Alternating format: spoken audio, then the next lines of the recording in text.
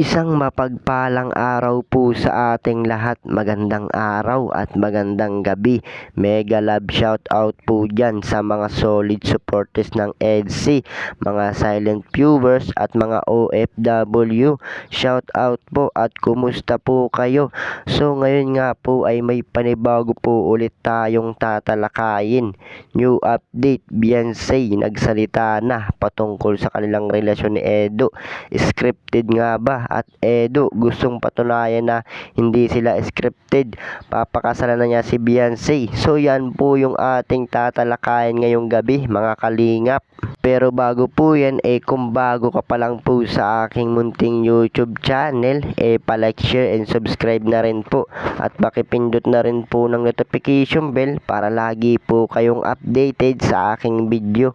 At paalala rin po, bago po tayo magbigay ng ating mga opinion, pakitapusin po muna ang kumuha ng video para akmang ating mga komento. At suportahan din po natin ang mag-ama na matubang na si Kuya Bal Santos Matubang at Kalinga Prab. Yung sa araw-araw po nilang pagtulong atin pong suportahan at marathon ang kanilang video.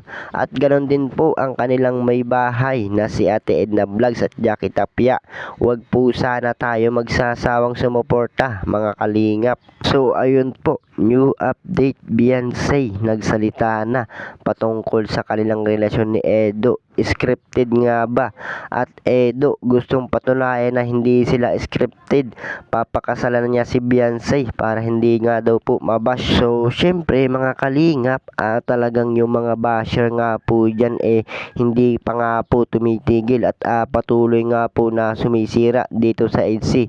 Kumbaga mga kalingap, gusto nga po nila buwagin etong EDC. Lalo na nga po sa panahon ngayon, talagang marami nga po ang naiinggit, lalo na pag alam nila na umaangat tayo. So syempre mga kalingap, yung mga base andyan lang po yan at naghahanap or nag-aabang lang sila para magkaroon po ng pangbash dito nga po sa EDC. So alam naman po natin na hindi nga po pinapatulan pa at lalo na nga po itong si Beyonce at Edo, kumbaga nanahimik na lang po sila at hindi na lang po nila binibigyan ng pansin yung mga ganitong tao. So sa madaling salita mga kalingap, etong EDC dinamay nga po sa nangyari sa Danjoy.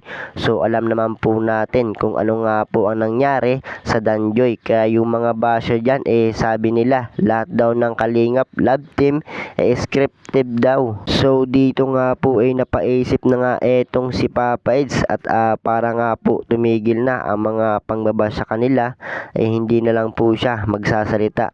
Kumbaga mga kalingap, patutunayan na lang po niya. So para matapos na nga po etong issue na ito, pakakasalan na niya etong si Beyonce at sa ngayon nga po naghahanda na etong si Papa Eds natin at bumili na nga po siya ng bahay at lupa para sa kanila ni Beyonce. So pagkatapos nga po ng after 2 years, papakasalan niya na nga po etong si Beyonce, mga kalingap, at para matapos na nga po etong issue na ito, mga kalingap.